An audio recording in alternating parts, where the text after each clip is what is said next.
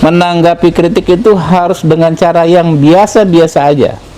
Jangan ciut teman-teman mahasiswa kalau diserbu buzzer, hadapi. Bagus itu. Semakin banyak buzzer yang nyerang lu, ya, semakin berarti lu memang semakin eksis dan lu semakin berkualitas. Ini cukup meredam untuk saat ini, bagus. Tapi kemudian harus direvisi secara signifikan.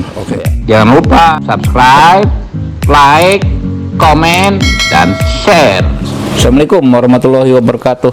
Salam sejahtera. Ini kita kali ini dari Studio Cipinang. Studio Cipinang. Biar nggak bosan aja. Biasa kemarin di kantor, ini di rumah di kawasan Cipinang, Jakarta Timur, ya. Nah, ini kita ngobrol soal apa namanya, mengkritik dan hukum. Sepakat nggak, Om Ramdan? Sepakat. Ini kenapa saya pakai masker? Karena ini depan saya ada juru sorot lah ya, asisten sorot, orangnya ganteng, 11-12 dengan Ahmad Dhani. Dia ini ya dulu pemain band juga, tapi di Klender aja mainnya. Ya lanjut ya, Dan. Gimana, Dan? Setuju nggak nih topiknya, Dan? Setuju. Mantap ini, Bang. Oke, Bang, pertanyaan pertama. Ini teman-teman BEM UI dipanggil rektorat karena status media sosial yang menyebut Pak Jokowi the king of lip service. Menurut Abang bagaimana, Bang?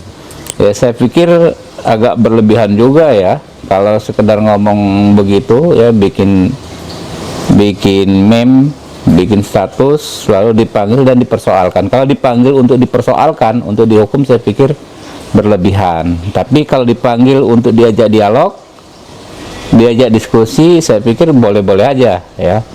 Prinsipnya saya nggak sepakat orang yang menyampaikan kritik itu direpresi. Direpresi itu artinya ditindas ya, nggak sepakat. Orang menyampaikan kritik boleh saja.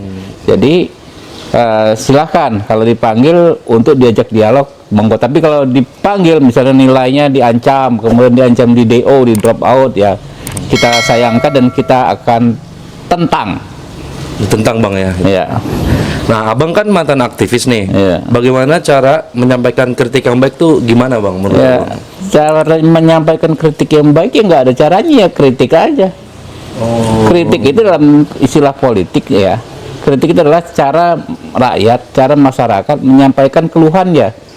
Keluhan itu ya mau yang baik nggak baik, yang penting kan di jalur hukum, nggak melanggar hukum. Misalnya nggak pakai bahasa yang kotor, ya kan. Iya. Tapi kalau kritik aja, nggak ada mengkritik yang baik. Misalnya harus dengan solusi, ya kan. Kritik harus membangun, itu nonsen, nggak harus begitu. Kalau kritik harus dengan solusi, ya yang mengkritik aja langsung dia akan jadi penguasa, ya nggak. Iya, Kalau misalnya saya mahasiswa, saya mengkritik, kamu Habibur Rahman kalau mengkritik, kamu harus kasih solusi. Ya saya aja yang jadi presiden. Gitu. Jadi mengkritik itu dia menyampaikan keluhannya, ya silahkan, siapapun boleh. Nggak ada cara mengkritik yang baik menurut orang, tiap orang pasti beda-beda. Beda-beda, gitu, Bang. Ya. Siap. Ya. Terus bagaimana ya cara yang tepat bagi orang di pemerintahan menanggapi kritik? Nah, ini yang penting. Kalau cara menyampaikan kritik yang baik tadi nggak ada caranya. Yang penting menyampaikan keluhannya ya, tidak melanggar hukum. Tapi cara masuk pemerintah, orang di pemerintah menanggapinya itu yang penting. Saya pikir ya, menanggapi kritik itu harus dengan cara yang biasa-biasa aja. Santai aja gitu, Bang. Nyantai, santuy bro. Ya. Ya kan? Iya. Jadi kritikan misalnya apa? Substansinya misalnya Pak Jokowi disebut king of lip service. Ya dijawab aja oleh orang-orang di sekitar Pak Jokowi. Oh, nggak sepakat king of lip service. Memang ada beberapa fakta yang berbeda dengan dari yang direncanakan misalnya. Ya, itu tapi bukan karena Pak Jokowi king of lip service, tapi karena banyak kendala-kendala di dalam pelaksanaan. Yang disebutkan saja kendalanya apa. Misalnya nih, ya kan, dalam konteks ekonomi ada target pembangunan. Tadinya Pak Jokowi menyebutkan sekian, ternyata faktanya nggak sampai rate-nya ya. Disampaikan saja ini alasannya begini, kendalanya begini, dan kita cari solusinya akan seperti ini. Jadi dijawab aja substansinya, jangan direpresi orangnya, gitu. Jadi jangan dipersoalkan orangnya. Ya, betul. Untuk hal lain bang, banyak teman-teman yang mengkritik pemerintah lalu diserbu buzzer. Menurut abang bagaimana? Ya kalau sekedar diserbu buzzer yang jangan terlalu diabaikan deh gitu kan. Diserbu buzzer itu sama aja juga dengan dikritik kan. Saya Sama juga aja. dulu ya, kalau lu dan inget dan Ya, waktu saya mengkritik Pak Ahok, iya. ya kan yang ngumpulin Ingat, KTP, Iya. saya juga diserbu buzzer, Iya. ya kan. Janji Banyak di orang, gantung di Monas, ya Pak. itu banyak Loncat orang kan. Iya. Banyak saya diserbu, ya quote and quote disebut buzzer lah ya. Iya. Saya malah senang aja. Kenapa? Justru itu membuat saya jadi terkenal. Kemudian saya mencalonkan diri jadi anggota DPR, banyak Dan yang milih jadi- saya. Jadi my haters is my assets. Oh, jadi perlu Pembenci bang saya ya, gitu ya? itu ya malah aset saya, ikut mempopulerkan diri saya. Jadi jangan ini ya, jangan ciut teman-teman mahasiswa kalau diserbu buzzer, hadapi.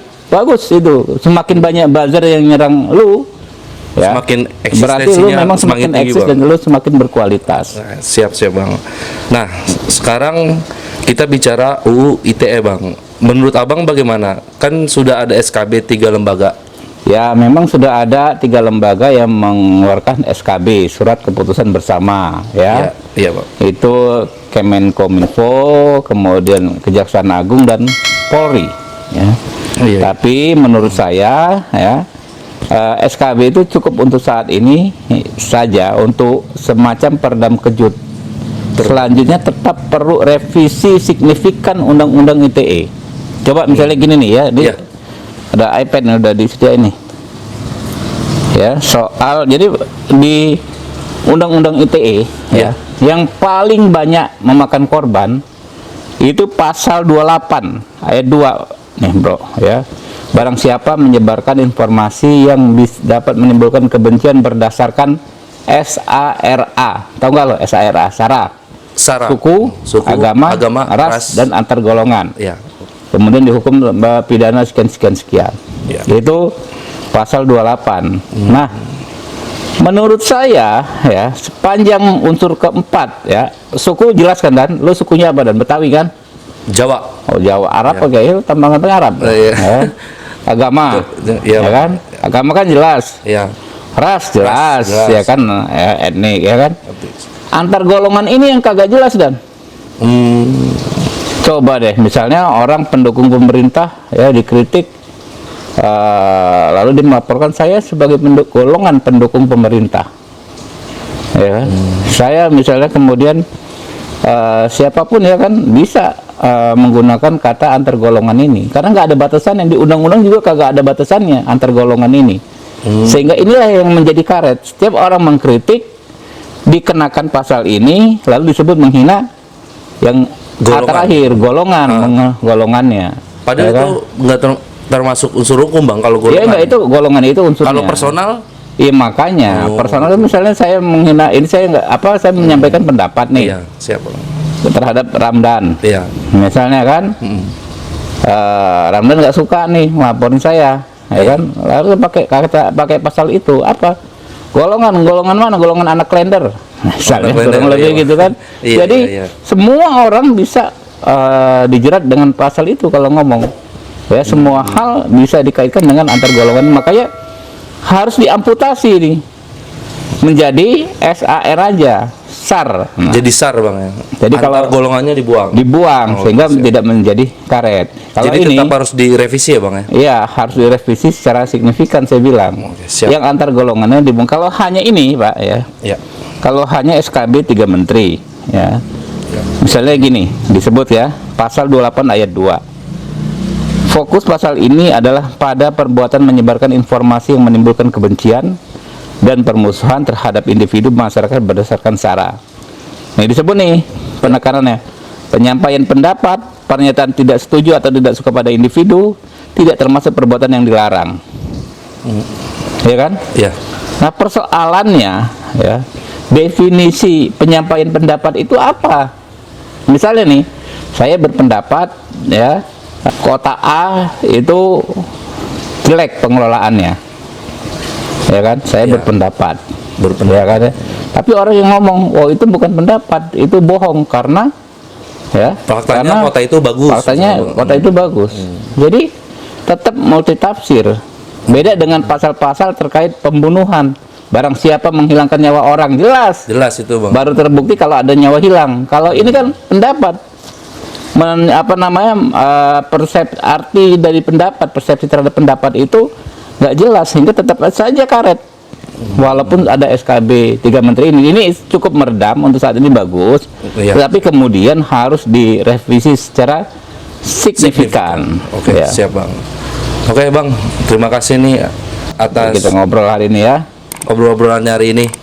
Sampai jumpa di lain waktu Bang Habibur Rahman. Semoga sukses selalu. Oke.